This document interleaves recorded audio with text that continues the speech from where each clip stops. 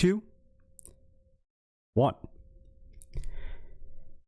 Hi guys, we're back again. You might be wondering why I'm wearing a bathrobe to the podcast. Well, it's because it's cozy. You know what else is cozy? Playing the DS Pokemon games Diamond, Pearl, Platinum on a nice winter night.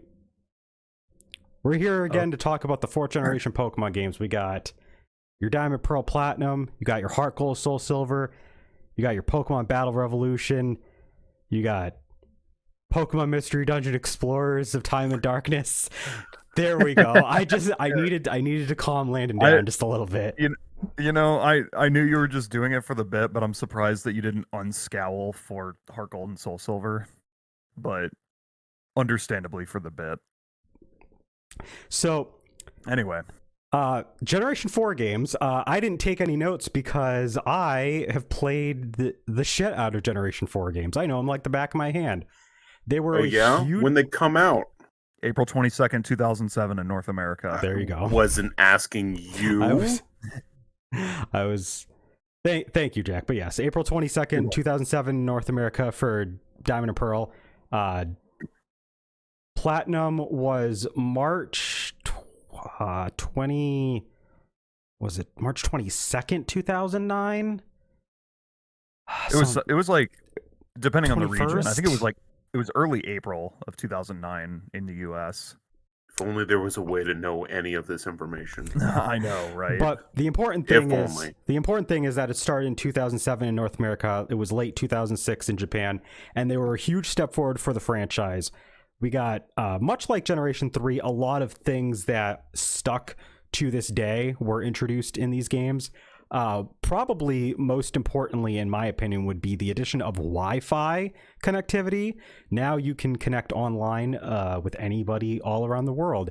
Unfortunately, by using friend codes at the time, but you could trade battle with anybody online anywhere in the world. That was really cool, which they implemented a thing called the Global Trade Station, the GTS, so you could try to haggle people online for their level 100 shiny Dialga in exchange for a level 9 and under Mew that you most certainly do not have. True. But on top of that, you got this physical special split for moves, so that now you don't have the attacks tied to the type for what kind of damage that they have. It's now just the individual moves. So moves like, let's say, Waterfall and Surf in earlier games, they were all water, so they were always all special. But now Waterfall is a physical move, so if you attack with physical Pokemon, higher attack like Gyarados, they'll actually do better with that move because it lines up better. It's a whole thing. And the 4th generation games as well introduced 107 new Pokemon that brought our total up to 493. Many of those Pokemon are notably evolutions of existing stuff from prior games, as well as a number of baby Pokemon that are related to Pokemon from earlier games. So this was a generation where they were really focusing more on new features as opposed to totally new Pokemon, since a lot of Pokemon were based on, related to older species. You had the return of contests. They were a little different this time, but you still had them. This is the first games that introduced 3D in some form into the game. For this one, it was just the overworld, so you could traverse the overworld maps in 3D. Everything else was still sprite-based, but it was a leap forward graphically still. You had the return of Pokemon having fully animated sprites, both front and back. Emerald had introduced the return of the front sprites, but now the back sprites have more full animations thanks to later games. HeartGold, you can see butt wiggle. You can see butts wiggle, exactly. You've got the Sinnoh region introduced in Diamond, Pearl, Platinum, a massive region with not a lot of water, contrary to the previous generation that had what IGN would argue was too much of it, as well as a bunch of new gym leaders, bunch of new Elite Four, a new champion, all that good stuff. You basically got, the same old, new additions. They replaced Pokeblocks from the last game with Poffins. We're gonna see this a lot in like later generations where there's like something similar to what we had, but there's like a spin on it, I guess. HeartGold, SoulSilver, we'll talk more about that later on in the podcast, but fair to point out the return of following Pokemon. Ignore my cat that just decided to cause a little bit of havoc.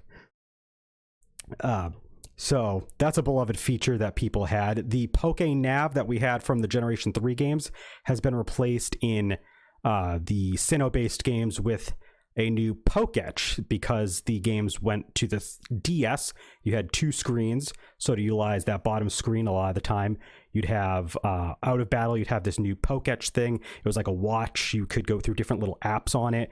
Yes, it told time, but it could also like do little other things. You had a calculator. You had like little things with like your Pokemon sprites. Like there was actually a little thing that could display your party, so like you didn't have to go into the menu to check how healthy they were. You could just kind of run around and like see on the bottom screen, oh, my Pokemon are kind of eh.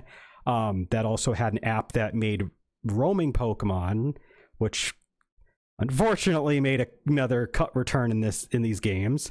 Much easier to spot because they actually have a little icon on a new map app on the Pokétch, which is basically kind of like a borrowed thing from the Poké Gear of Gen 2, but now you can actually just look at it without going into an additional menu. In battle, because of that touchscreen, you can now tap on the screen, and it's a lot easier to like select your moves if you decide you don't want to press the A button, because apparently that's too much work. Fun fact about that though, the in battle buttons, the reason why they're so big is because some of the people that were developing the games, they knew that kids would just use their fingers and they didn't actually care about using the stylus. I mean, a lot of kids lost their stylus. Let's be real. I was not one of those kids. I was not one of those. I did keep my stylus, but I mean, there were kids that lost their stylus and they didn't bother using it, and they would just use the finger, and Nintendo was like, ew, that's gross. There's no way kids are doing that. And then like they were shown report that yes, kids are absolutely doing that. So kids are not only losing their stylus, they are just straight up swallowing them, shoving them in their pee holes. Just in their pee hole, and then they'll pull it out, lick it, and then whoops, I swallowed it. Yep. That's true. Look it up. It happens to the best of us. Every single one. Mostly just Jack, but every single person. So there's a lot of new characters, new little features that are spins of older stuff, a lot of returning stuff. So let's get into it. The Sinnoh-based games, Diamond, Pearl, Platinum. How'd you guys jump in? I bought it. I got it for my birthday. So you got it like a few days after. I was gonna say, because this was the first new Pokemon generation for me, because like I got into Pokemon like after Generation 3 was already out. But so like that was like my first experience like playing through an entire game. So Diamond and Pearl was like the first like, you know, anticipation of a new generation. And I think in like the grand scheme of games I was excited for the release of, it's probably up there in like the top 5 all time, because I was like obsessively like looking up information about these I was gonna say, games. were you like me, where like you went every day on Cerebi.net to find new information after the Japanese release, but before we got it? Not necessarily, because I still didn't have high speed internet back then. But I did have I don't remember what it was, but it was like a book, or like, I don't know if it was like Nintendo Powers or what, but like I definitely had like bits and pieces of information here and there. Mostly just like, most of what I knew were like a few of the gym leaders, maybe, what the evil team looked like for this region, and the first stage of each of the 3 starters. So I just want to interject real quick before we go too far off course, but I was one of those people, and like I explicitly remember I didn't have high speed internet much like you. I actually used my 1 hour a day session at the library to use the first bit of it to check for new information on Cerebi.net, because I was like, I want to see what new stuff is happening. dedication. Yeah. I also played RuneScape, but still. But I had my sister and I were both really excited for it because she had gotten into Pokemon like just the year before. So she was really excited for it too. And we had a friend, like a neighbor friend who was like really into Pokemon. And we were like, you know, the three of us were all fucking talking about it for like months beforehand. And I remember being kind of pissed because neighbor friend was like, his parents were kind of rich and they had a Sam's Club membership. And I remember this. Sam's Club was selling the game a day early before its actual release date. Wow. And he was able to get it before it released on the 22nd. Either way, I would have had to wait until my birthday because my birthday was just 3 days after its official release. So I just waited. But I remember, you know, getting it on my birthday that week. And that night, I pretty much played it nonstop. I don't remember if I slept that much, to be honest, but I remember like going to bed at least for a little bit and then waking up like very, very early, like 3 or 4 in the morning and just like playing Pokemon Diamond until it was time to go to school. Yeah, so I'm pretty sure I beat it like that weekend. It was kind of ridiculous. I was really into it when it came out. So I have not too different a story. I have a pretty similar story. So with Diamond Pearl, I wanted Pokemon Pearl because I had seen beforehand when I was looking up stuff on Cerebi. I thought Palkia was cooler, so I was like, oh, that's the one that's on the Pearl box, so I want Pearl. I had not obtained a DS. I wanted a DS really bad so I could play this game. And I remember my dad said, like around the time of my birthday in 2007, I can't get you anything at the moment, but I'll get you something soon, I promise. And you know, a week went by, couple weeks went by, month went by, nothing. So at this point, I had traded one of my games that I wasn't really playing at the time. I know it was I think it might have, I don't remember which game it was, but I got Pokemon Ranger for DS, and I kept it in a drawer, and I was like, I'm going to play this. I don't even remember if I knew about the whole Manaphy egg thing when I got the game. I just was like, oh, this is a DS game, and I know I'm going to get a DS at some point, and it's Pokemon, so I'll play it.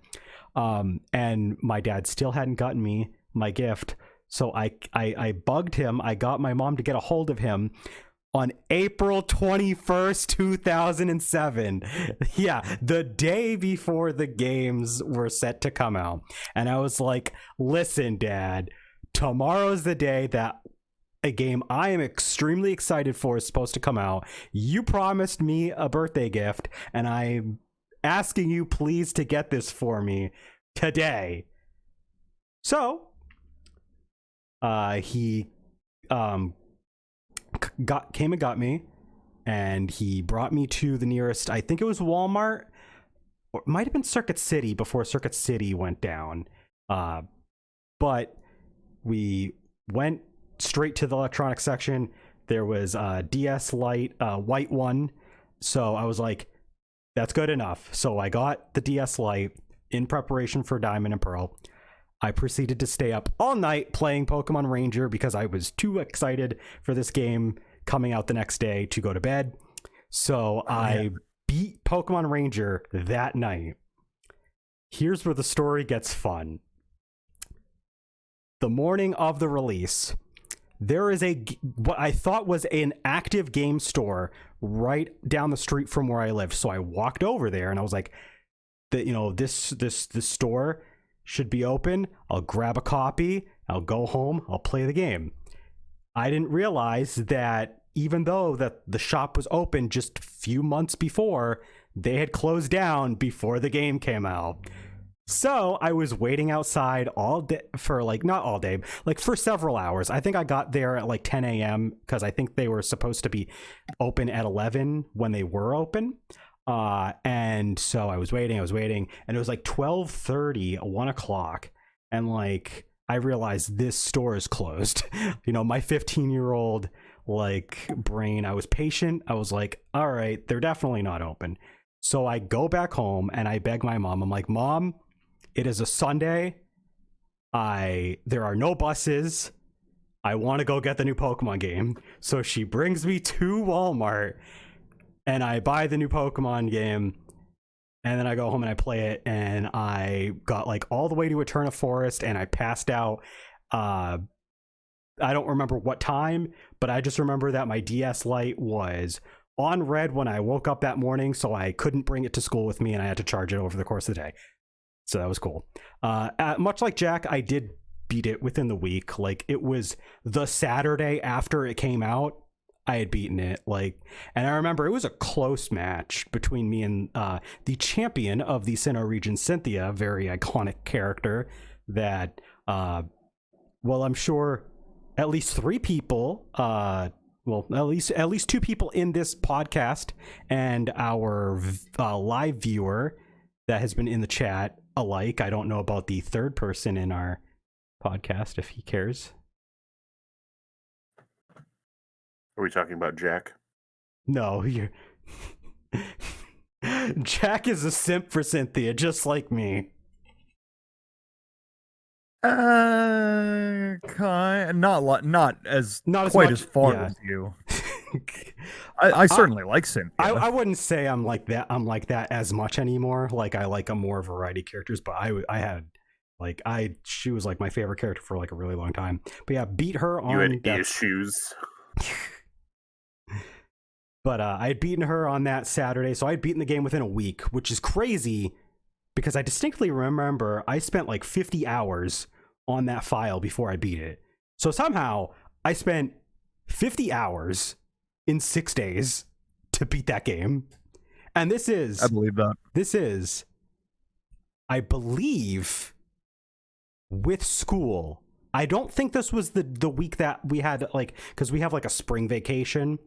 I don't think it happened during that week. Maybe it did, and I'm mistaken, and like I just played through it that whole week, and I'm thinking of a different occasion where my DS had died over. I know it was almost dead when I woke up the day after, but I don't remember if there was a day where I was like going to school or not. But yeah, so like it was a long grind.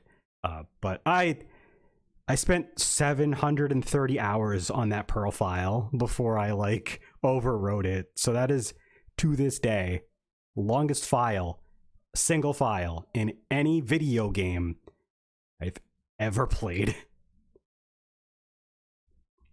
Ever. So that should say something about me. But Landon, you said you bought it. I don't know. I don't remember. That was almost 3 lifetimes ago now. It was 7. I was going to say 17 years. 17 years, which is more than half our life ago. That's 3 lifetimes ago. My expected lifetime is like, I don't know, maybe 6. 7 years. Yeah, like 6, 7 years at best. So I've died and come back a couple of times now. I was going to say, to be fair, yeah. I mean, you say 17 years if we were all teenagers, and you go back, like, let's say 10 years. Okay, you were 12. So like, I was freshly 12. So like between like 7 and 10 years between when you start like having like memories and when that game came out is that long. And then twice that long is how long that game to today. So like three lifetimes almost. Yeah, sure. Yeah, see? Anyway, I obtained the game somehow. Probably, if it came out in April, it was probably a birthday gift. Let's be real. It's, especially that close to my birthday. I was going to say it was just 3 days before my birthday, which means it would be 4 days before yours. So not too much of a difference. Yeah, so it was probably a birthday gift. I probably played it. And that's that. There you go. Yeah.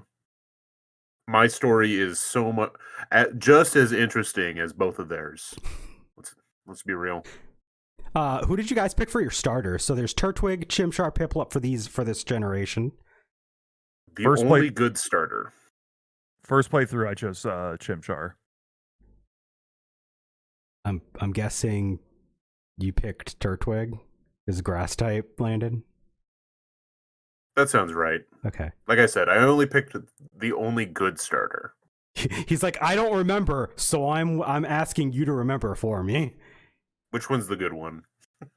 I mean, I like all three of the starters personally, but I picked Piplup. That was my starter, and because I was cringy, I named it Happy Feet after the movie Happy Feet, which had come out a little bit before the game did.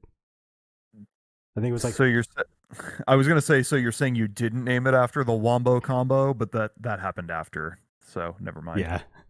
No, I named it Happy Feet after the movie, and I remember I knew about the starters obviously because of Cerebi, and I thought it was cool that it was like a water steel type. And I know, like, I think I was juggling between whether I wanted the grass or the water because I wasn't really interested in another firefighting type. I was happy with the last firefighting type, so I didn't want to pick Chimchar evolving in an Infernape. But I remember I ultimately went with Empoleon because at the time I liked water type starters a lot, so sure. So as far as characters, we've got new gym leaders you got Rourke, Gardenia, got we'll go in the Diamond Pearl order, so that would be Maylene, Crasher Wake, you got Fantina, you got Byron, Candace, and Volkner. Those are the new gym leaders. You have any favorites among those? We talked about gym leaders in the last episode, so I just kind of want to stay consistent with how we proceed. I've had a crush on Gardenia since I was 12, and that never really changed, honestly. I like Gardenia. I like a lot of them, but yeah, Gardenia's pretty cool. I do like Gardenia. I think Crasher Wake is really cool. Crasher Wake's great. He's just a fucking wrestler, and it's great. I love Fantina.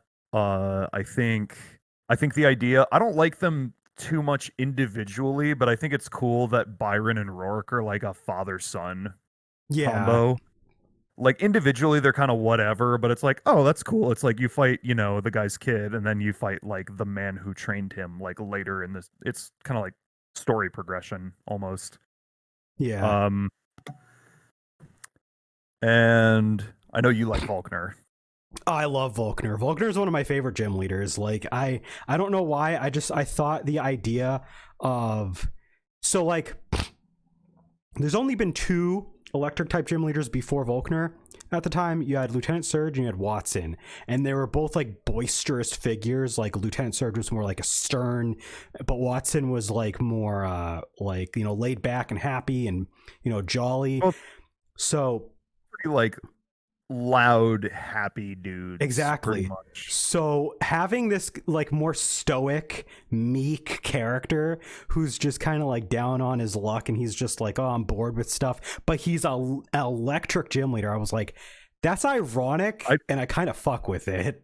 I do think the juxtaposition of like being an electric gym leader that's just like suffering from burnout is pretty funny. Yeah. I like his story because he actually has connection to the Elite Four, which helps segue into them. And you don't really get that in Pokemon games a lot. Like a lot of the time, either the Elite Four is just completely disconnected from the like the gym leaders and the gym challenge character wise, or you have this weird situation where like they have like their own backstory, and it's like tied to other stuff that exists in games, but not necessarily the game you're playing.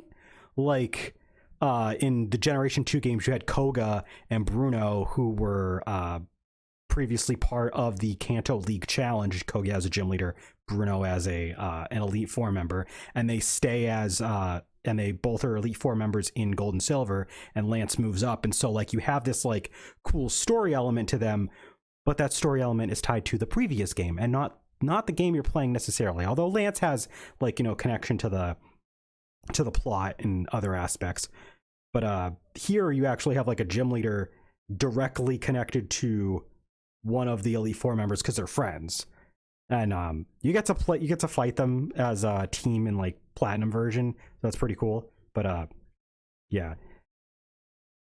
So yeah, I like Volkner. I like most of the gym leaders. Like you, pretty much everything you said, Jack. Like I like most of them. Not as much when it comes to Rourke and Byron individually, but together as like a father-son combo. It's kind of cool. They kind of remind me of like a Tate and Liza, but split into two gym leaders sort of thing. Where like, you know, they have that connection, and they have like similar. They're also Pokemon. like, yeah, I was gonna say like similar typing, like Rock and Steel. Right. So, I do like that the gym leaders in this game are a bit more involved in stuff outside of their gyms. There's a lot more of it in Platinum, but basically you've got like Crasher Wake leaves his gym to investigate. We'll talk about the Team Galactic is the new evil team, and they're trying to go after the legendary Pokemon Dialga or Palkia, depending on your game, and they're trying to capture the Pokemon from the 3 lakes, the Uxie, Mesper, Azelf for the legendaries. And so you're trying to stop them. Well, Crasher Wake gets involved because something happens at his gym's city. They like set off a bomb very close by. There was like a Team Galactic guy that like tried to run away and like hide out in Pastoria. You have I feel like a lot of people glaze over the fact that there's a straight up terrorist attack in this game. Yeah. Not even just one. They like tried multiple times. Oh yeah, but like literally just like setting off a bomb in like right next to the city. Yep. And just like creating a huge crater in the ground. Yep. And you, the 10-year-old protagonist, is just like, I'm gonna go kill him. Yeah, I'm gonna go beat him up for doing the bad thing. The bad thing. But no, yeah, it's crazy how like nonchalantly they take like, this is probably the most dangerous team when it comes to scale in the franchise, and they downplay it so hard because it's all done for like comedic effect. It is pretty crazy, but like Team Galactic I think comes the closest to like actual world domination than any other team in the franchise.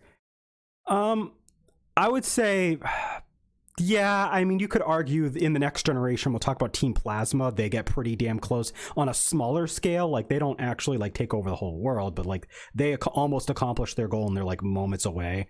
But like, yeah, no, they're pretty damn close. I mean, they have the legendary, they've got it contained from an item that they created using the other legendaries that they created to restrain it.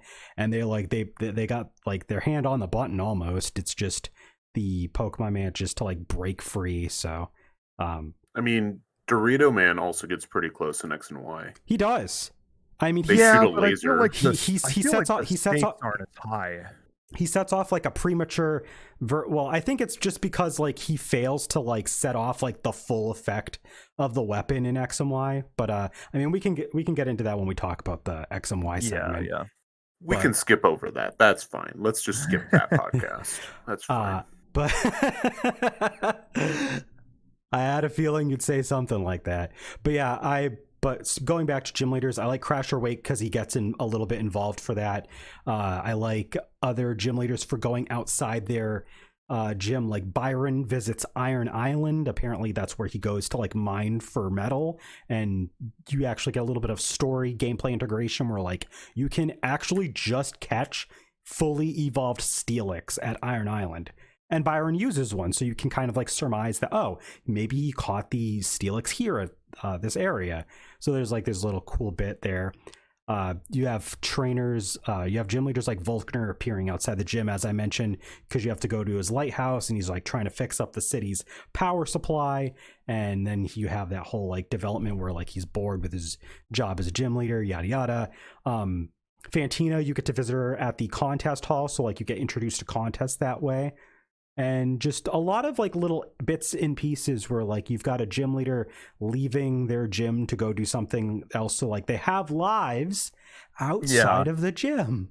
It's nice. And it was really like the first time they did something like this, because previously the gym leaders are just like locked to the seat that you find them in. Right. Like you might get like one instance here or there of some exceptions, but with the exception of Giovanni. I mean, there's a couple exceptions. You have Claire leaves her gym to go to the Dragon's Den. That's true. In Generation 3, he doesn't leave the gym, but you do have some out of gym story with Norman because he helps. He has you teach Wally to go catch the Ralts.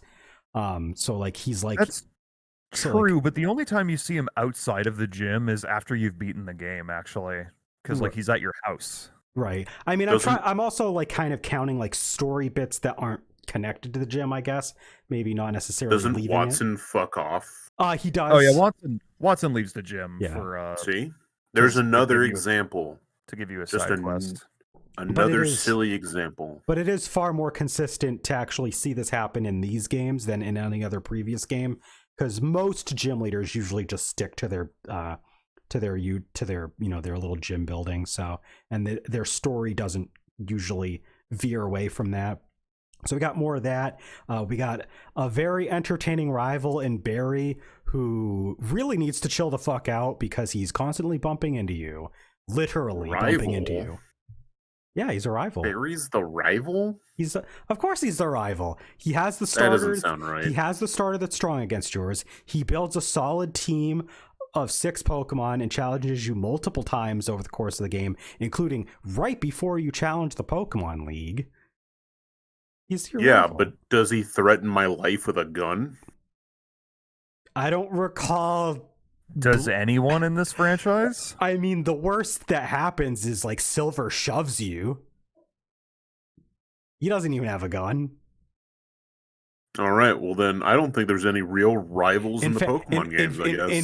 In fact, I would argue that if, some sort of physical altercation is supposed to be like grounds for being a rival, Barry is more of a rival than Blue, because Blue doesn't actually physically get involved with you, but Barry bumps into you literally. So that's more. But Blue damages me emotionally every day. True. But I mean, I don't know about you. I liked Barry as a rival. I think he's a pretty respectable rival. He's, at least to me, he's a step up from the rivals of the previous generation.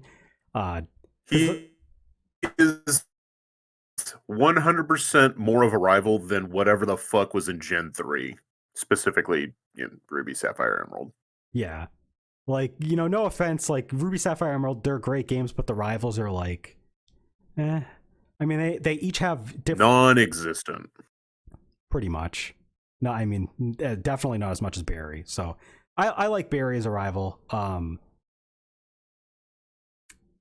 And then as far as other characters goes, it's kind of interesting. They did still incorporate like the opposite gender character, because this was a thing they started doing in Ruby Sapphire, where they used it as the rival. So like if you pick the female or the male, then the other gender is your main rival for most of the game up until like a certain point.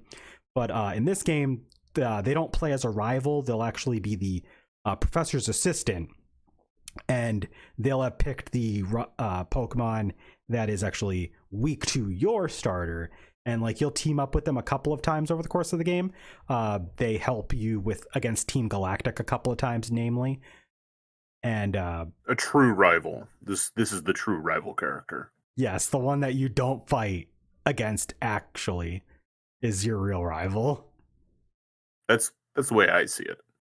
Have you brought up Team Galactic leader Cyrus? Canonically 27 years old. Not yet. Do you want to talk about Team Galactic boss Cyrus?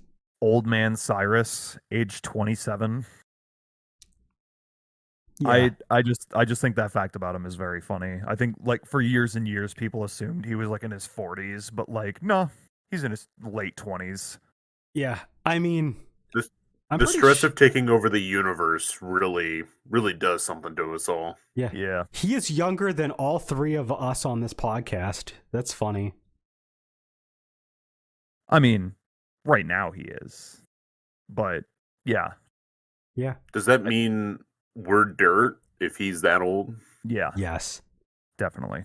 I think it's funny that he looks like he should be the same age as Giovanni, who is definitely some amount older than Cyrus. But no, like Cyrus is like way younger than him.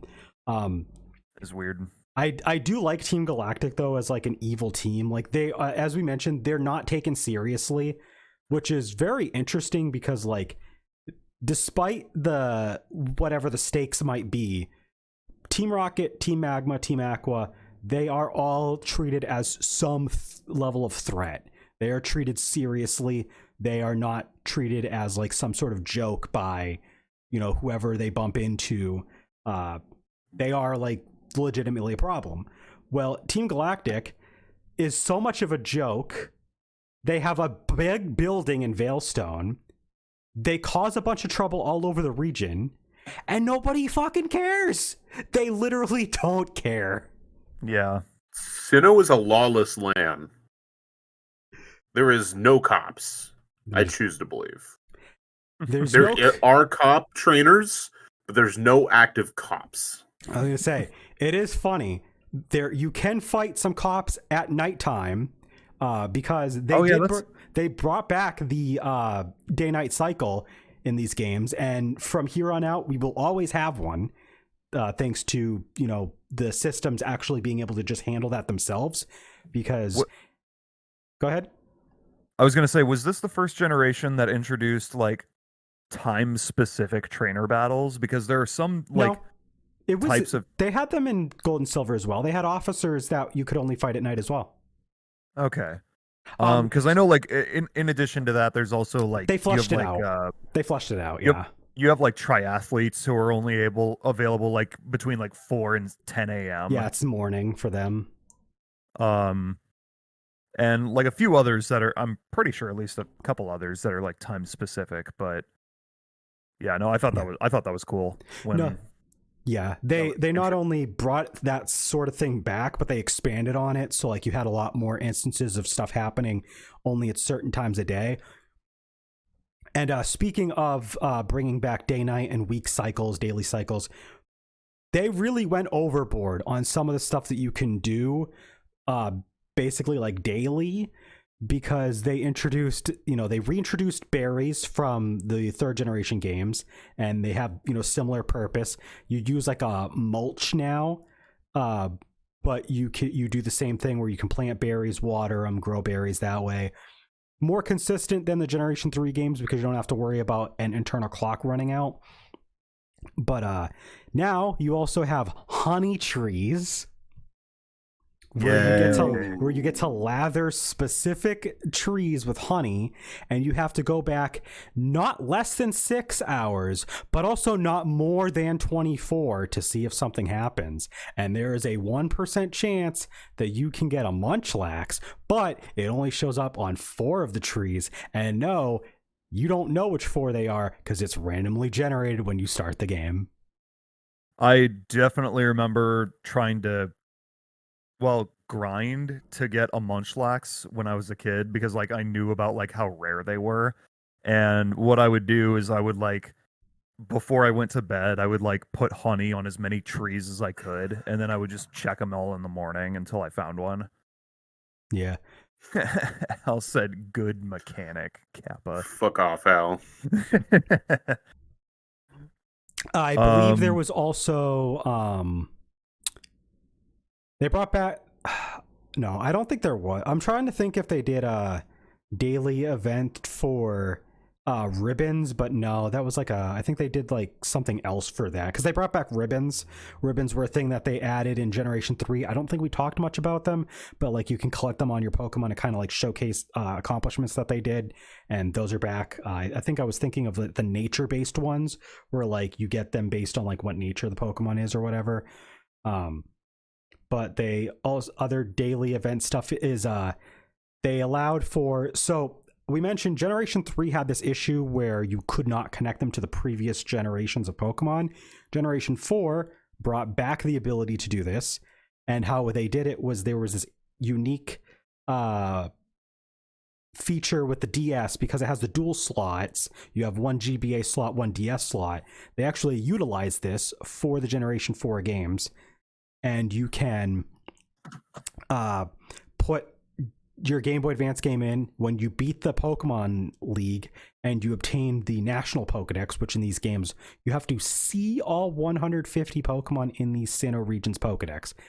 Not quite as hard as that might sound, because they do make sure that there's some way to see all of them by the time you reach the end of the game, but it is still tricky. And in Platinum, it's harder because there's 210. They expanded the dex to be an extra 60 Pokemon long. So you see all of them, you get the National Pokedex, you go to Pal Park, and you can migrate your Pokemon up from your Generation 3 games. There's also the dual slot feature where you can go to like different routes, and some routes, based on the Generation 3 cartridge you have in, will actually spawn unique Pokemon. So one of the most popular, well-known ones is having any of the Generation 3 games in your DS. You go to the Old Chateau, which is this like post-game only area. Well, not post-game only area per se. You can use cut to access it. But you go into like this spooky house, and there's like this one room where you can encounter Gengar, like actually just fully evolved Gengar, as long as you have any of the cartridges in that slot. I know that Fire Red gives you Growlithe in a couple of locations. Vulpix, I think, appears if you use Leaf Green. So there's stuff like that where you get like version exclusives based on which game you have to kind of like add some continuity. But yeah, you can migrate stuff, you can do stuff like that. So there's not related to these, but you have the Poke Radar, and the Poke Radar is like this stupid little thing where like you turn it on and it like spawns some Pokemon, and then when you beat the game, like they had like more Pokemon that you can get that way, and they're like Pokemon you can only get that way, as opposed to like any other method. So I remember using that feature to a very large degree. I spent a lot of time like moving stuff up back in the day and like fiddling around with that. I think did you guys use the dual slot mode? Oh yeah, definitely. I definitely transferred all of my Pokemon up. I know I had I think I had Leaf Green and Emerald mostly. I don't remember if I had Ruby at the time at that point. I don't think I had Ruby anymore after that. I think I just stuck with Emerald. I just had those two games. I had all 5, so I'm sure I used it once. Oh wow, you had all 5?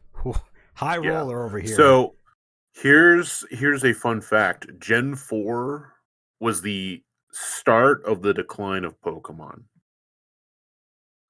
And by that I mean I just I stopped getting every single version of every single game that released in a generation. Okay. Because Gen 2 I had all 3. Gen 3 I had all 5. And then this one, I only ever had Diamond and SoulSilver. So this is where you started picking just one game out of the set, and you were just like, that's it. That's good enough for me. Well, and there's multiple reasons for that. One, we had, I had a Game Boy Color and a Game Boy Advance SP, and we actually had 3 Game Boy Advance SPs in the house, so I could trade amongst myself all the time. So yeah, I'll get all the games so I can get all the Pokemon. Because I don't know humans. I don't like humans. Humans are gross and disgusting. True. Yeah. Real life humans are gross and disgusting. If I have to look and touch it at a human, no way. No way, man. So the internet also like played into a role. I could, if I wanted to get all the Pokemon, I could trade for them there. But then also, like, having more than a DS, no. Like, that was, like, I had one system.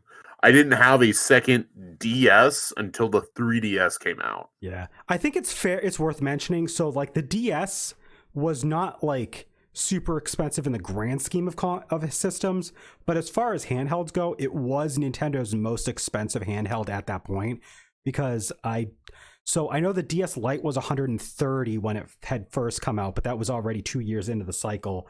The original DS wasn't, I don't remember how much it was. Was it like 149? It was like 150 or something like that? I think it was 150. Yeah. So yeah, 150. Keep in mind the Game Boy. I don't know about the Game Boy, but the Game Boy Color came out at $80, and the Game Boy Advance was like $100.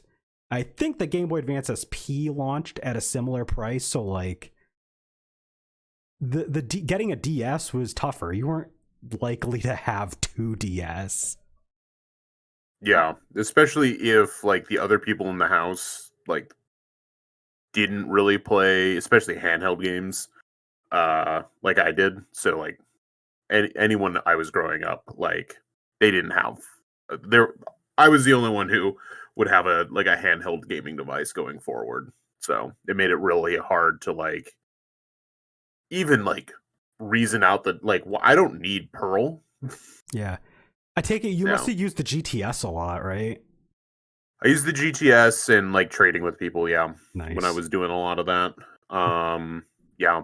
Me too. Jack, did you use the GTS a lot? I did not actually, because I did not have home Wi-Fi until like I want to say like 2010 or 2011. It's like funny. I would not have a wireless poor? connection in my.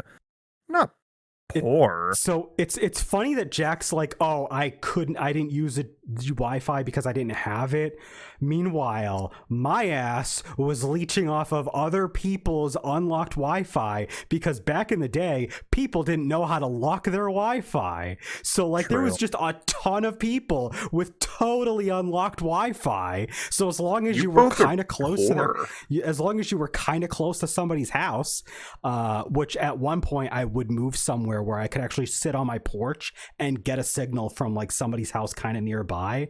So that's what I would do. I would go sit on my porch and I'd leech off a neighbor's Wi-Fi and I'd hop on the GTS and try to see if I could make some trades for a bit. What a wild world where you couldn't just have decent speed internet that you owned.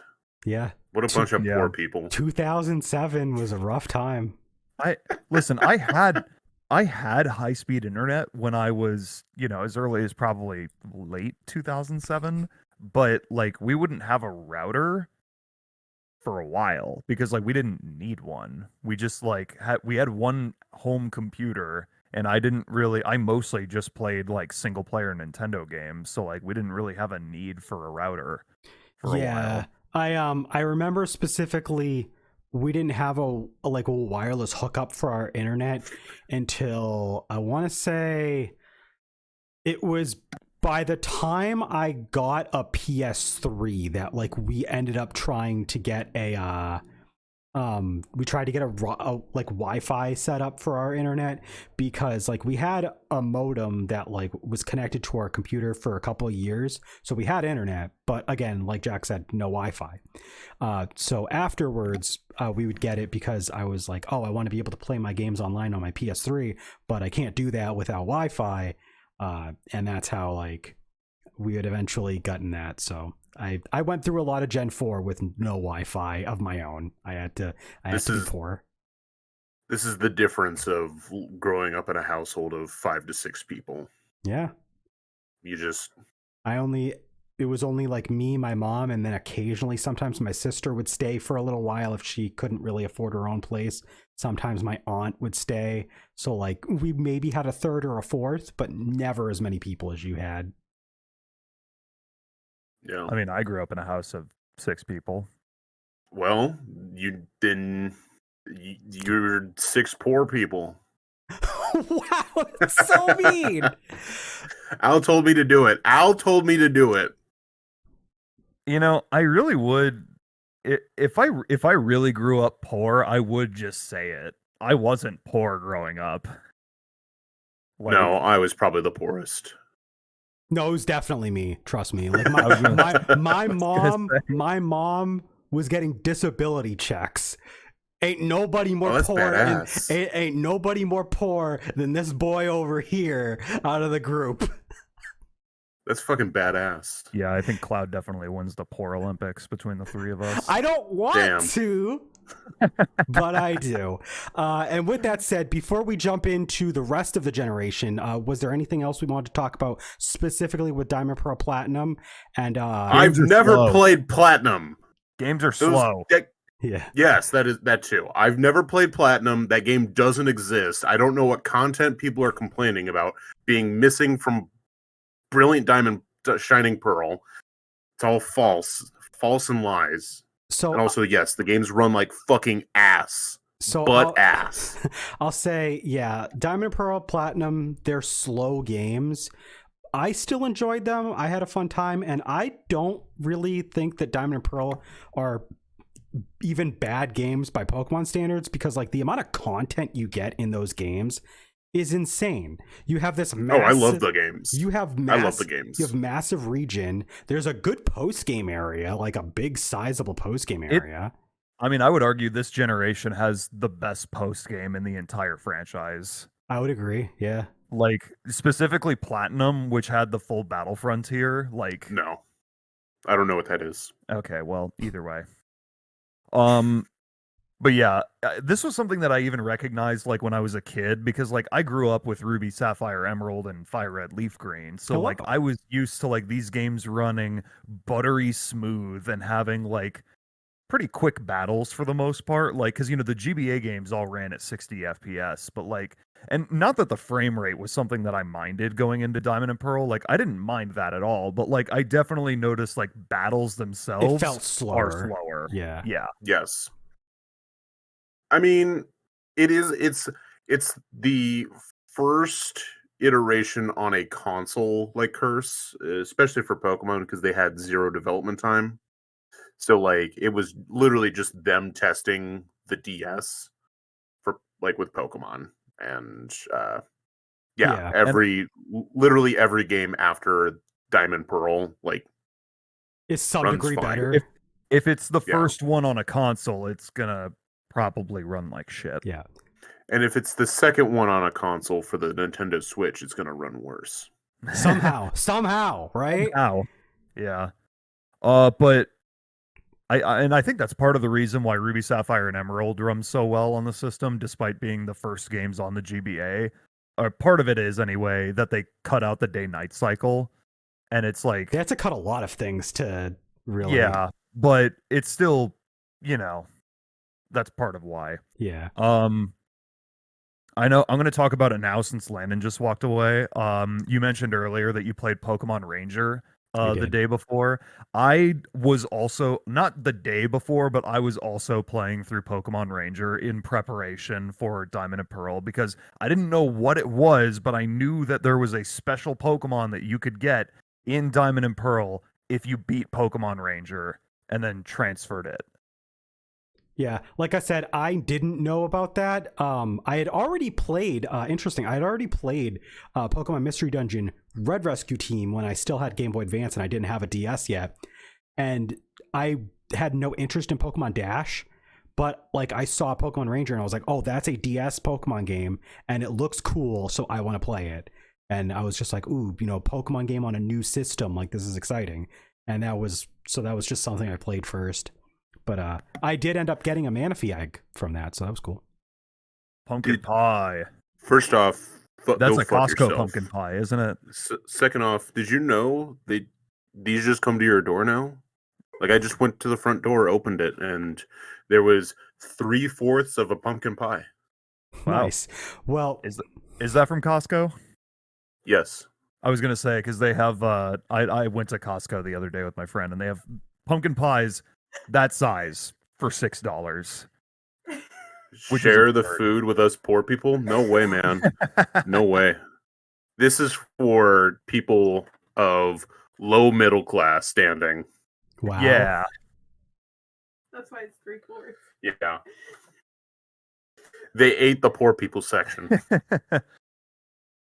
But yeah, we can move on. Okay. I wanted to actually go into talking about.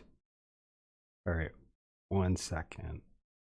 Yeah. So Okay. sorry about that, but I was going to say, if there's anything else that we want to talk about with Diamond Pearl Platinum, I think we've covered everything. Before we jump into the rest of this generation, how about we do a little bit of housekeeping? We've got a lot of stuff to just kind of let you guys know what we've been up to. Twitch.com. Does that mean I can just Stooges. leave? I can just leave now? You could just eat pie. Oh, I ate the pie. They missed that part. The whole thing? Oh, God, no. That's a lot of fucking pie. Okay. All right. That was not a poor person's pie where it's like, man, it's like a little mini thing. It was like a... That pie was $6, Landon. That is a poor person's pie. Landon really has it out for poor people today. If you would have let me finish, I would have said that was a lower middle class pie where you can at least afford a Costco membership, or someone with a Costco membership. All right. I was going to say probably your parents. Anyway, or whatever. Anyway, Landon's off to go do his thing. Jack, what have we been doing on Twitch so far? Past couple days. Hey, on Twitch lately, we've had just recently started Ace Attorney Dual Destinies, the 5th game in the main series of Ace Attorney games. The only one that's M-rated, so tune in and find out why. Let's see. Landon just started Dragon Quest III HD 2D remake for the Nintendo Switch family of entertainment systems. And he just started that on Saturday. He's got another one coming up on Saturday. I think that's it for right now. You just did Sonic Superstars a couple weeks ago. I did, and I did not beat it. I tried. I got stuck on the final boss for over an hour, and I gave up after I was streaming the second day for 3 hours. Al says the stream's kind of lagging again. Yeah, I can see it's like a little bit. There's not a whole lot I can do at this point. You know what you could do? You could grab a quart or whatever of Tillamook ice cream.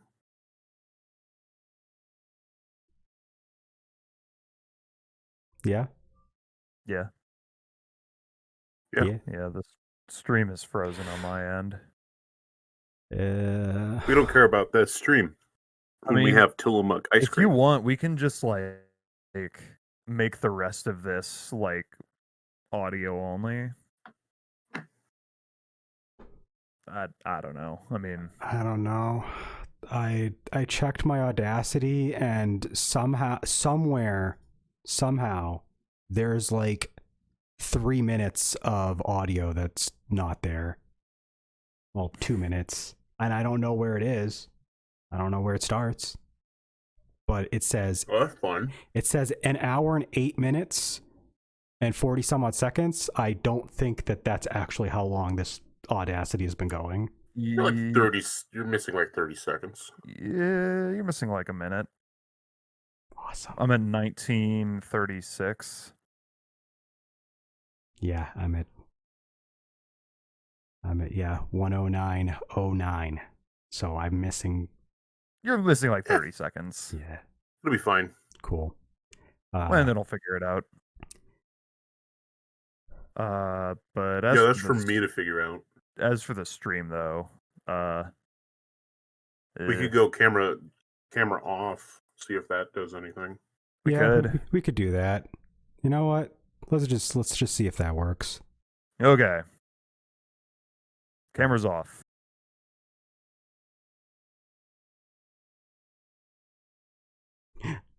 Let's just say Landon doesn't want to do his camera. We're just going to sit there and eat more Tillamook ice cream. Yeah.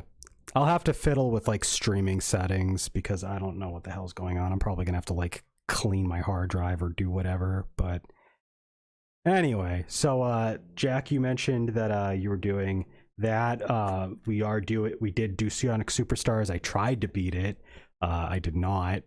And I've heard Trip's story is even harder. So I I don't think I'm going to go back and try to do Trip Story. I do have a poll that is going to have to be decided by a coin toss or something, because we got a tie on what my next game is, which is going to be between Super Mario 64 and Ape Escape 2. So that's an interesting. Let's do it live. Let's do it live. I got a D20 right here. All right, you want to roll it? Let's do it live. I'm gonna roll for it.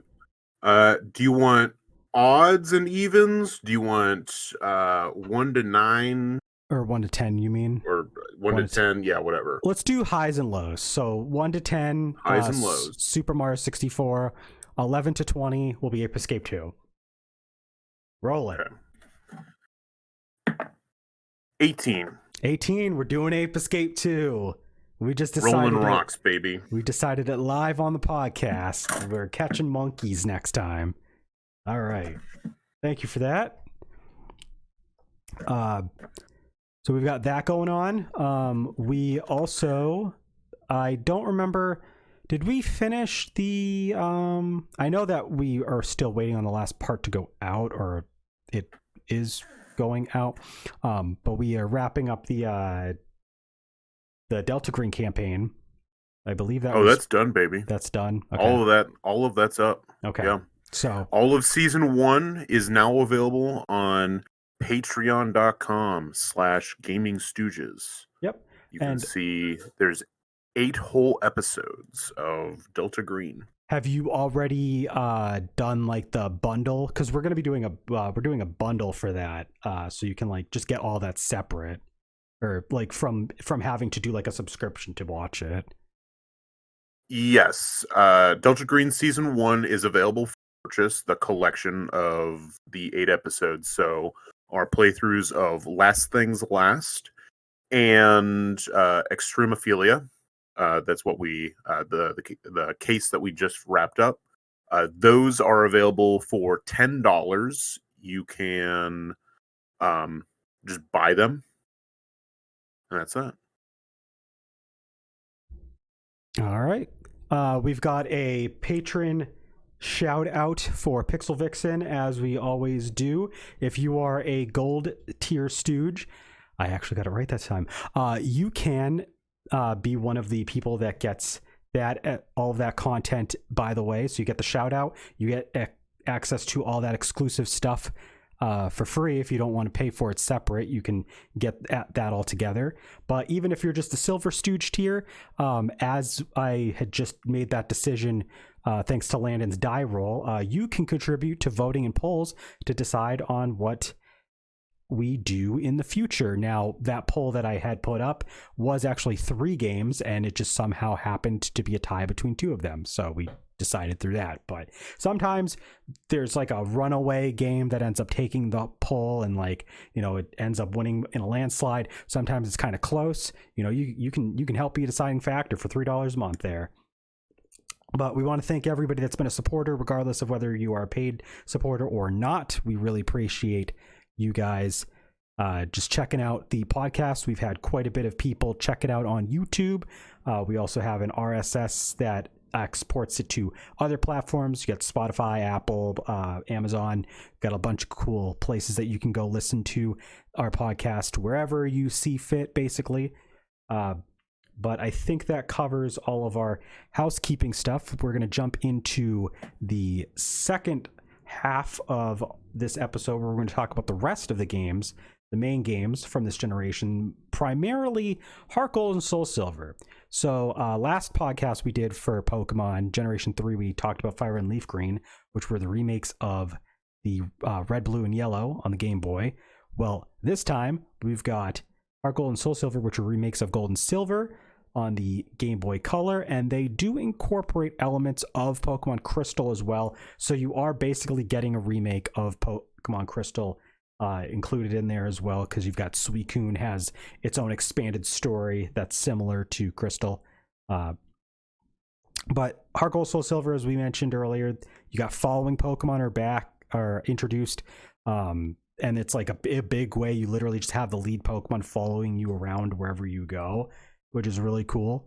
So you can have, I mean, some Pokemon, they can't follow you inside of buildings, but other than that, you can have an Onix follow you everywhere. You can have an Arceus follow you anywhere. It's pretty cool. You've got all of the Gen 4 mechanics incorporated into the Johto-based games. You've got an expansion on the Johto region. There's like now areas even more west past Cianwood City, so you can go to like a new Safari Zone that was made there to replace the fact that there was no Safari Zone originally. You have rematches with the gym leaders from both regions. They like, you can call them up on the Pokegear. The Pokegear's got like a lot more usage to it. You have probably one of the most important things in any Pokemon game, a dedicated run button. You toggle it on the touchscreen and you don't have to hold the button down anymore. You just run. It's not actually that important, but it is pretty nice to have as like a little extra feature. Trying to think what else. There was the Pokeathlon in HeartGold SoulSilver as well, which is not quite Pokemon contests, but is sort of similar, where it's like a non-battle way for your Pokemon to compete in like a little mini game. And if you give them Poffins, they'll alter their stat, or not Poffins. I'm trying to think of like what you feed them. I think it's like an apricorn juice or whatever that you like mix like the apricorns together, and like they have like a juice that you can give them, something like that. But you can like change their stats around. Infamously, although you can't get its stats maxed out, Sunkern has like one of the highest potential of like any Pokemon. It's not that good because you can only actually max out like 1 or 2 stats at a time, but it's funny that it can possibly max out on anything at all. Hilariously, Dugtrio and Diglett cannot jump. They will not jump. So if you try to do like the jumping minigame, don't pick them. It will not work. There's like a couple of different. There's like a jump rope. There's like a 100-meter dash. There's like a couple different like mini games you can do in that little thing. The bug catching contest is back. There's a lot of stuff that you can do in HeartGold SoulSilver. I honestly lose track of it because they took the daily events that you can do in Gold and Silver, which was already a lot, and then they added like a fuck ton more. HeartGold SoulSilver is like that game that like, if you were on a deserted island, you would not very likely run out of things to do in HeartGold SoulSilver if you pick that as your island game. There is that much to do in that game. I don't know about you guys. I got this game on launch. I did too. I made sure of that. So this one I actually purchased. I remember going out and purchasing. I think it was at a Walmart. But I do remember like this one was one I purchased myself. Nice. Yeah. These games are fucking fantastic. Easily like a top. I don't care who the fuck you are. I don't care if your name is Jack. This game is easily like a top 3. Thank you for calling on me specifically. Well, I know it's not your top favorite. Unlike no, it's not. some people. Some people have more correct opinions, but I know you're not like some weirdo. Yeah, no, I grew up poor. Yeah. See? Now I've convinced him of his past. That's the real problem here. It's not that Pokemon HeartGold SoulSilver is not your favorite Pokemon game. It's that you grew up poor, which by default makes your opinion worse. Oh no, I was saying that because I grew up poor, I have the opinion that HeartGold and SoulSilver is not a top 3 Pokemon game. That's weird. But that is weird. I wasn't implying that either. Okay. I was saying, that's what I was implying. I grew up poor, and I think that HeartGold SoulSilver is a top 3 Pokemon game. So I don't know. I don't know where your mindset is. I don't know. I'm just leaning into Landon's joke. True. Whatever.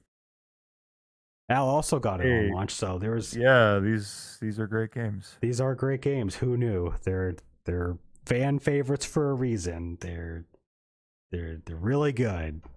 I mean, you have a Pokemon, you get to have your Pokemon follow you around. You have the expansive both regions. They brought back content that was missing in the originals because of cartridge limitations, so you can like get legendary Pokemon that weren't in the games before, and just a lot of cool stuff. Just a lot of cool stuff. Did you know that you can trade with Steven in this game for a Beldum?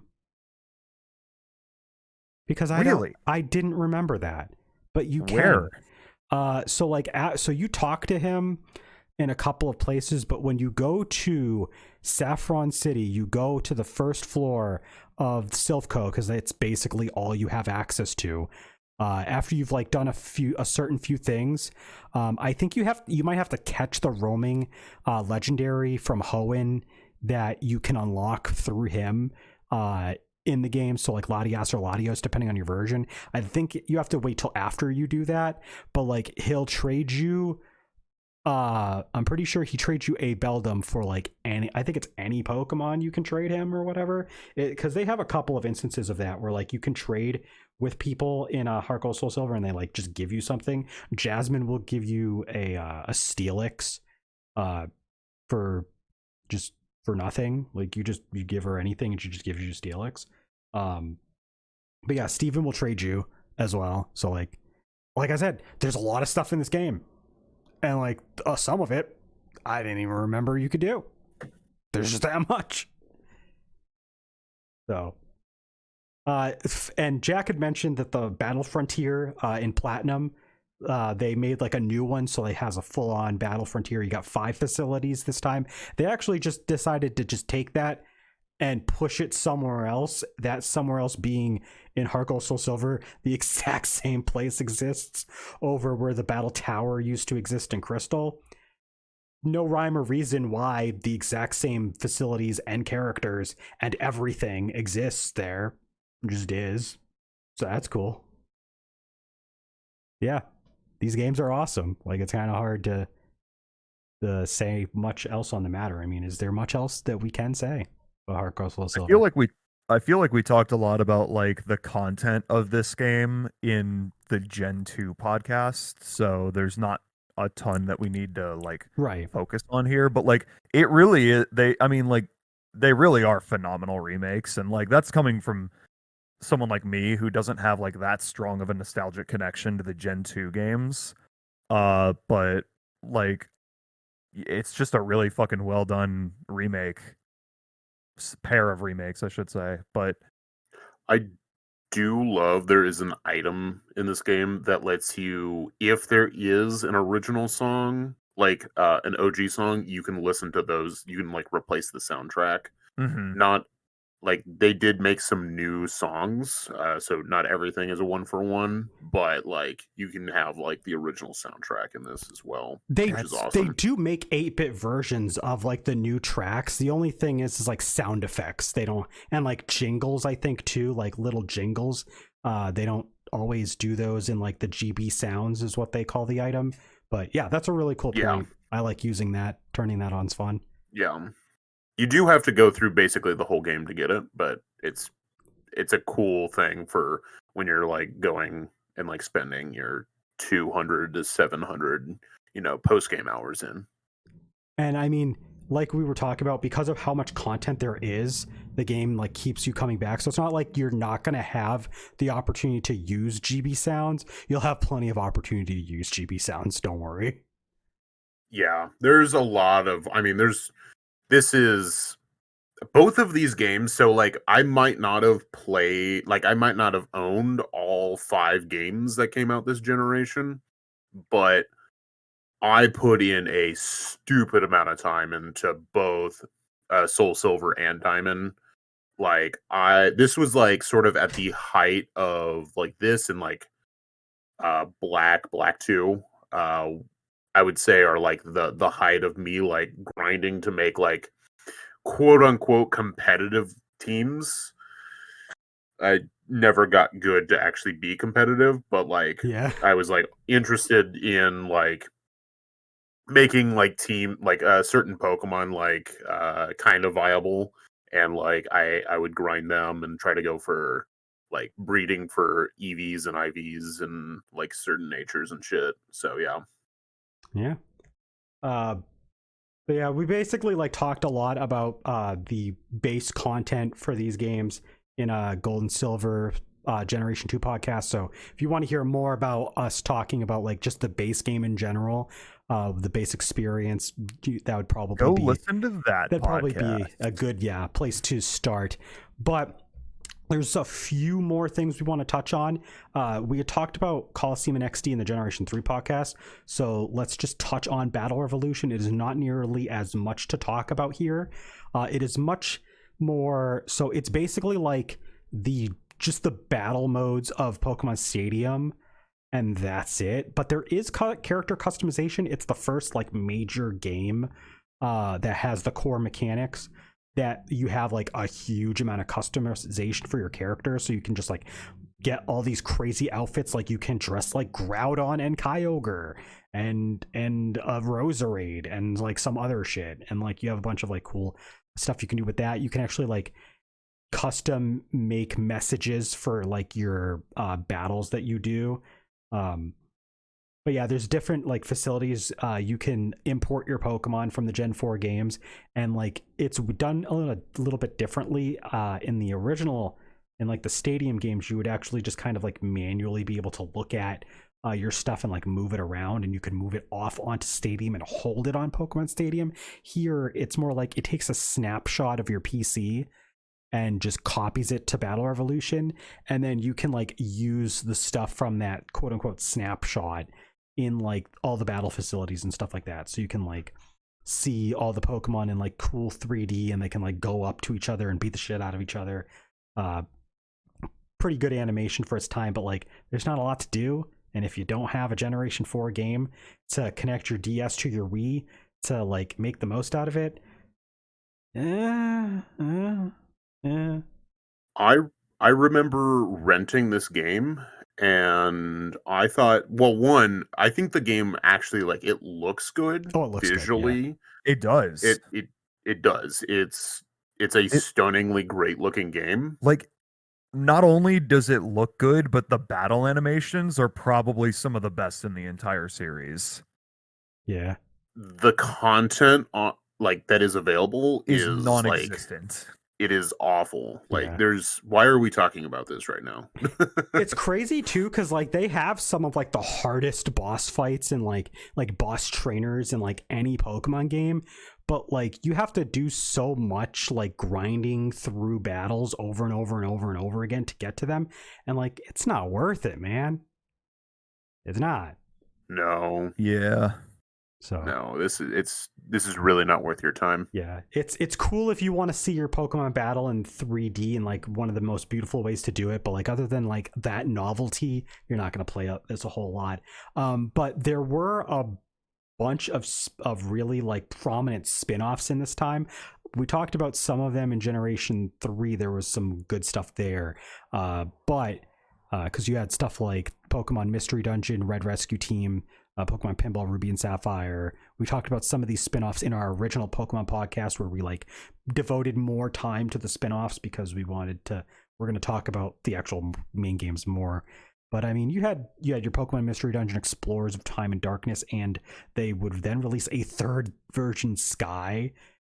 So you know, that is like the Mystery Dungeon equivalent of like this generation is just packed with content, even in the spin-offs. Like, I mean, Battle Revolution not so much, but like there's Landon, I'm sure you've played a lot of Mystery Dungeon Explorers to vouch like there's a shit ton to play. I mean, yes, the Mystery Dungeon is just one of those games that like you can just play for like what feels like ever, because even like the normal campaign is like a good like handful of hours, but like once you get through the story, and like the story in Time Darkness Sky is phenomenal, Probably some of Mhm. probably the best, probably the best in a Pokemon game, in my opinion. Yeah. No, it The does look really post cool. game, the post game is where like there is tons of extra dungeons, tons of Pokemon to go and have to go find and recruit. It's phenomenal. Yeah. I mean, it has all 493 Pokemon that were released up to that point, because these games came out the year after Diamond and Pearl did, so they did include everything that had been included there. So there's a lot. Was there any other like notable Generation 4 spin-offs that are like really I mean, there was a couple other Pokemon Ranger games, but it's really just more Pokemon Rangers. So either you like it or you don't like it. Because you had Guardian Signs and Shadows of Volmia. I think I said those in reverse. I think There Guardian Signs is the third one. Yeah, Guardian Signs I believe was the third one. So I mean, if you want to count it, Brawl, because it featured Oh, yeah. Lucario and Had shit. a Diamond and We don't Pearl have to themed count that. stage. Yeah. Was the first... Which I will say, that stage is actually kind of fun. I liked that stage. And Lucario's fine. Yeah, that's true. I'm trying to see something really quick. Oh my god, I really There wish was that... Pokepark Wii, Pikachu's Adventure. I was gonna ask that. Yeah, I was trying to look it up on I was trying to Google the Bulbapedia entry to check the release date for it, and for some reason the Bulbapedia page just wasn't showing up on the front of frickin' Google. Thanks, Google. But yeah, Pokepark Wii Pikachu's Adventure. That's it's not like the most amazing game, but it's fun. You get to run around as a Pokemon, namely Pikachu, and you can crash into people and play tag with them. And then Pikachu kind of dabs whenever you do anything cool. It's yeah. The game just says nice job, and then Pikachu just does a dab. He basically just puts his arms out like a dab and goes back and forth between alternating. It's weird. I don't know. There was the Wii shop channel, the WiiWare exclusive oh yeah, Mystery Dungeon games that came out. Adventure Squad, right? Yeah, there's 3 versions of that. I think they called it Adventure Squad. Yeah. It was light, fire, water or something. Blazing, Stormy, and Light Adventure Squads. Okay, yeah, those ones. Yeah. And then I think the last one was the original Pokemon Rumble for WiiWare also came out for this generation. Yep. So a lot of games in Generation 4. It is actually probably the last big generation for spin-offs. I mean, not to say that other especially generations... for solid spin-offs. Yeah. But yeah, this is definitely I would say Gen 3 was definitely the height, I would say, of spin-offs for Pokemon. Yeah. In terms of both quantity and quality. Yeah, oh, Gen for sure. 4 still has some pretty good things going for it, especially Mystery Dungeon Explorers. It's more quantity, less quality than Generation 3. It's missing a good console game though, because Gen 1 had Stadium 1, Gen 2 had Stadium 2, Gen 3 had XD or Coliseum and XD Gale of Darkness. Gen 1 also had Snap. True. But yeah, in terms of the Wii, not really much to offer in terms of Pokemon titles. Yeah, true. There's a few small ones, but nothing mind-blowing. Yeah. But I mean, still more than later generations would get. Most later generations, they might get a couple of things, at least until the modern day. But the modern day, it's kind of funky how that works. We'll get more into that when we get to those episodes. But yeah, I think I agree with Landon. This is the last big generation for Pokemon spin-offs, because I mean, if you wanted something, if you wanted a fix that wasn't strictly the main series, there was probably something that would be up your alley that you could play. So good generation overall. Yeah, solid generation. This is personally my favorite generation for Pokemon. This is the generation I've sunk the most time into. I guess maybe Gen 3 is probably a little bit more. But as at least for the core games, but as far as like games in general, I've played the most like Gen 4 because I played a lot of spin-off stuff too. So good generation of games. So you guys have any closing statements on this insane generation? It was definitely a formative generation for me. I mean, like I said, it was the first like entirely new generation for me personally, so it was like really exciting going in. And I was able to I purchased a lot of the titles that came out during this generation and enjoyed most of them. Yeah. I would say not only was this a formative generation for me, this was the generation where it really hit me. And I really realized, like, Pokemon is going to be a thing that's just going to keep going, and it is not going to stop. Because, like, Generation 2, that was the height of things, but, like, we didn't know if it was going to continue going on. Generation 3, it felt kind of shaky, on as far as quality, like the games were great. There was a lot of good stuff going on there, but it was also a huge dip from like the peak of Pokemania. And so it felt like, we didn't know if it was going to be able to, keep going or not. But like Generation 4 was like, okay, this is a franchise, this is here to stay, and there's no end in sight. For better or worse, Pokemon is, the years are going to keep coming and they won't stop coming. So I look back and I'm like, I feel pretty fond about this generation. It really helps that SoulSilver, HeartGold came out during this time. yeah. That like lifts it up quite a few spots for me. Maybe if I had ever actually played Platinum. Yeah.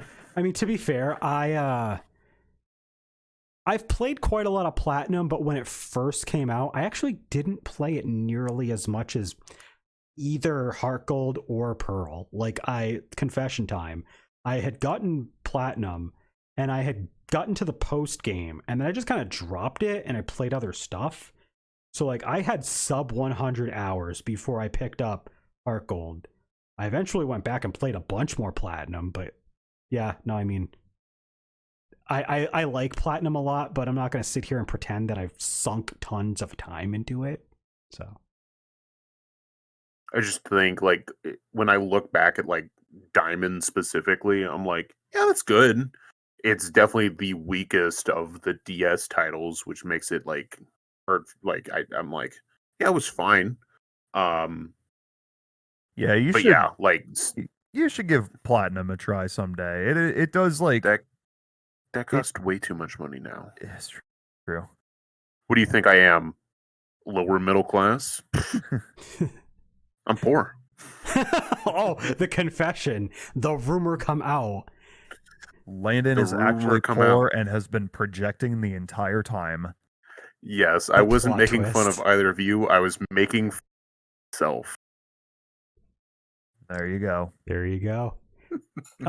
So that is basically as much as we can talk about for Pokemon. Did we want to catch up on what we've been up to the past couple of weeks outside of Twitch stuff? Got anything new, Jackaroo? What have I done in the last 2 weeks? I actually don't think I've done much. I did go up to... I went up and visited some friends in Detroit over this past weekend. It wasn't for any particular event, just because I felt like it. Like I didn't have any plans and Bethany had to work, so I'm just like, yeah, fuck it. I'll go up for a weekend visit. But aside from that, I haven't gone to any shows lately. and I haven't really had much time to like sit down and play more Sonic Cross Shadow Generations, unfortunately. I played and beat It Takes Two with Bethany. Oh, nice. How was that? It's really fun, actually. Like, I do want to stream it with Landon one day, but like, there's a ton of like different mechanics that the game utilizes, and all of them work pretty fucking well. And it has like, it controls really well, and it's just like a really like fluid feeling 3D platformer. Obviously the only downside is that you can't play it alone. You have to have someone else to play it with you, but you know, that's the whole point. The story and characters were fine, but like the gameplay wise, it's really fun. And I had a fun time with it. Okay. Anything else? No, that's it. Okay. I was just making sure. I'm trying to think. Nothing too major new for me. We've been talking a lot about Pokemon. Well, unfortunately, for me, the stuff I've mostly been up to the past couple of weeks is Pokemon. Oh boy. I got back to playing Pokemon because I think I had mentioned in a previous episode I got back into it to play through Scarlet to Violet rather, and I like completed like these like in-game Pokedexes in Pokemon Home for the dexes there, so I could redeem like a special Pokemon. Well, I decided to finish playing through Scarlet finally, and I got like the last few exclusives that I needed. So I have updated my living dex, so I have everything again. And then I did like some cool like glitches and stuff in like the original Pokemon games that I hadn't done before, which were really exciting because I did not actually break my game. I just managed to successfully do it. It was like an arbitrary code execution sort of thing. I did something similar before in one game and finally decided to do it in another one. So that was cool. Been watching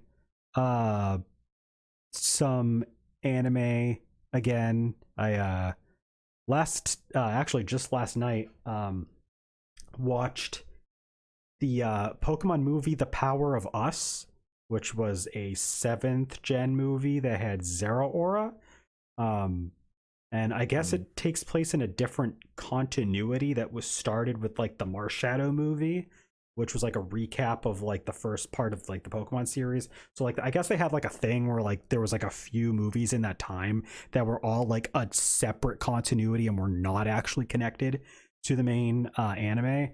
But it was really good. Like it's weird to say this, the characters in a Pokemon movie had character development and backstory, and it was actually really good by Pokemon movie standards. Yeah, like you had like a character named Risa who's like a track star, but she got injured and then she got afraid to like race it to run again, so she refused to do it, and she bonds with an Eevee that she ends up catching for her brother, and she ends up keeping it because they end up bonding because the Eevee gets injured in the same way she did, so like they kind of like bond through like mutual experience.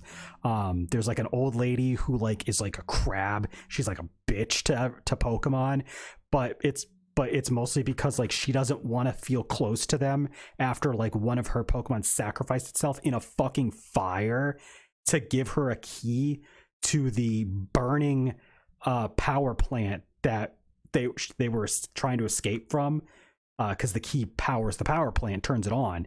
So her Pokemon gave her the key and then was engulfed in the fire, and she also caught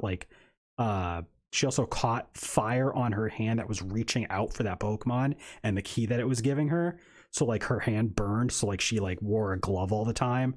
So like she has like this so she's got backstory. There's like a guy that like tries to lie to make himself look like a hero when he's not, and he bonds with a Sudowoodo because Sudowoodo's a Pokemon that likes to try to pretend to be things it's not.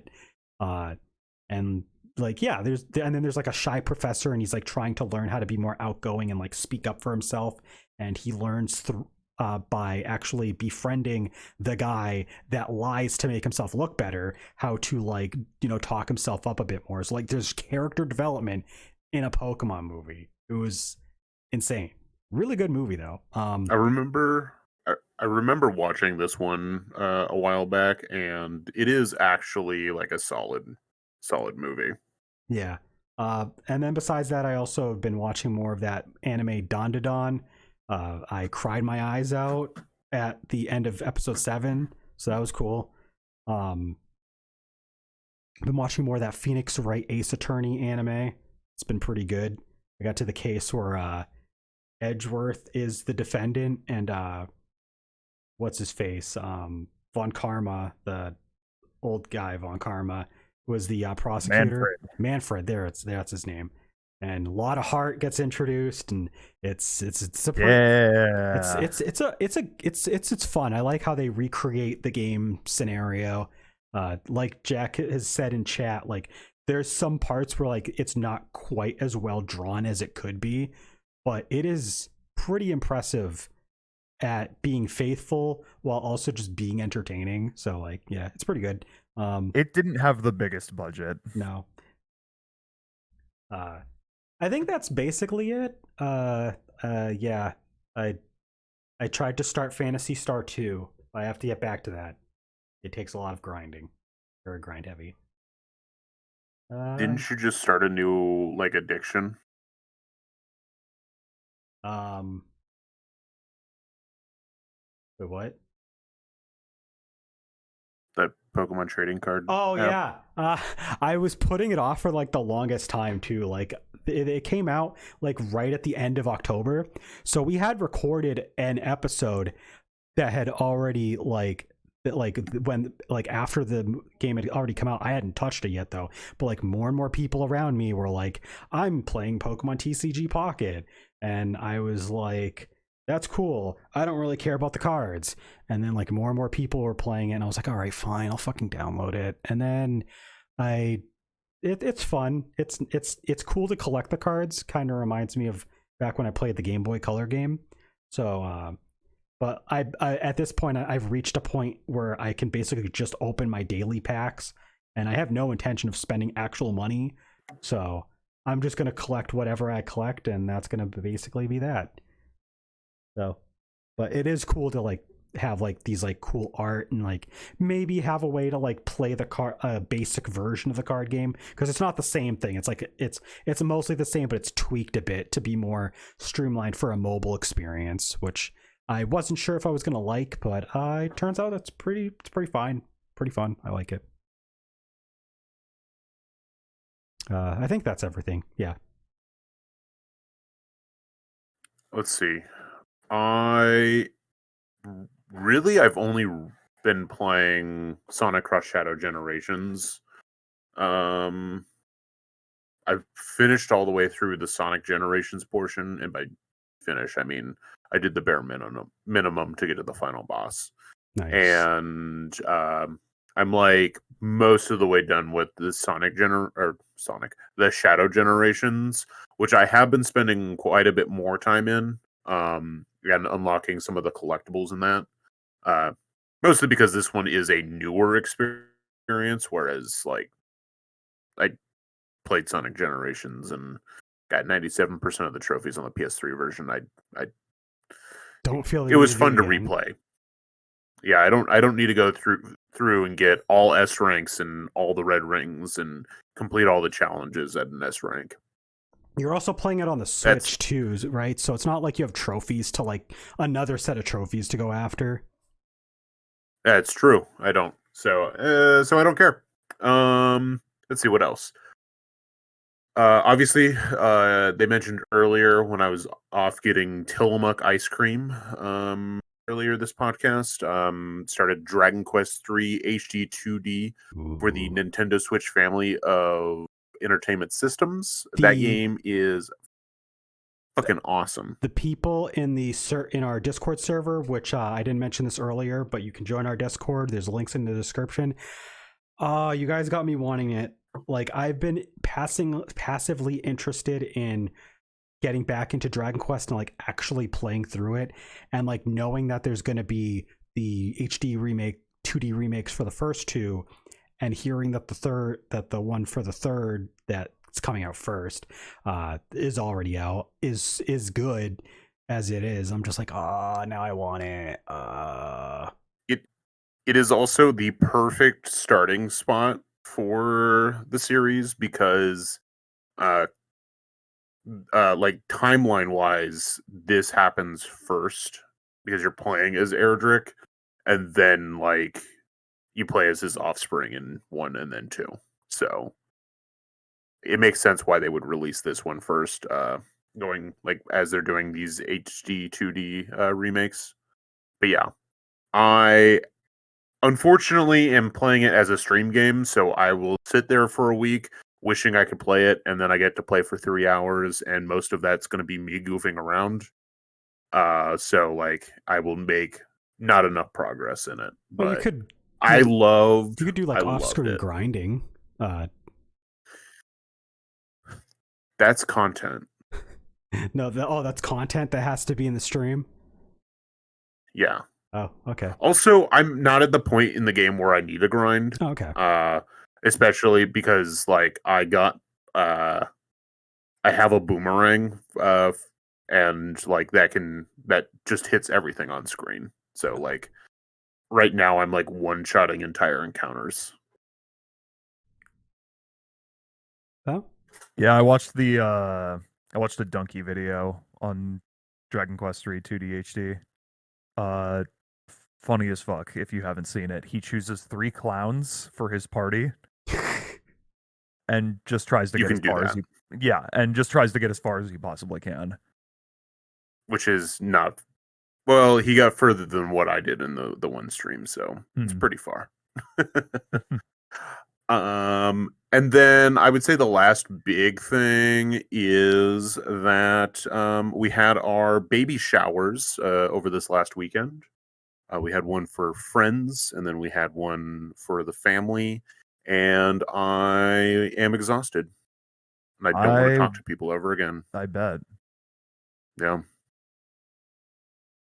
That's everything from you? That's where we're at. Yeah. All right. Oh, I have one more thing. Oh. It was Thanksgiving. Happy Thanksgiving. Oh yeah. Oh yeah. This will be is going out up to Black Friday. Other platforms on Black Friday. So happy Thanksgiving. I hope you all had a good Thanksgiving and a nice hearty meal. And thank you for joining us. Enjoy Black Friday by spending money on our Patreon, which we are not discounting.